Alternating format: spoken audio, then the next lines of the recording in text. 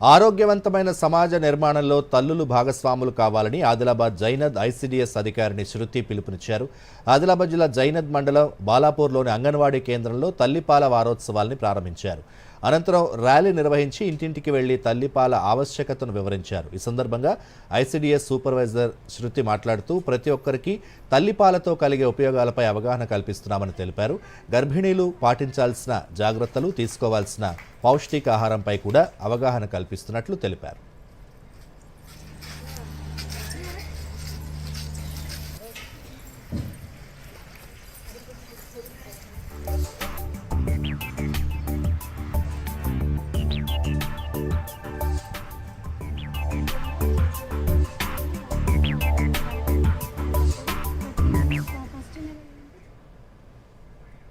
బాలింతలకు ఇచ్చే సలహాలతో పాటు వాళ్ళకి తల్లిపాల యొక్క ఆవశ్యకతను కూడా తెలియజేయడం జరుగుతుంది. తల్లిపాలు పట్టే విధానం, అందులో ఉండే రకాలు, ఏ సమస్యతో ఉన్నప్పుడు ఏ విధంగా పడితే మంచిది అనే విషయాలను వాళ్ళకి తెలియజేయడం జరుగుతుంది.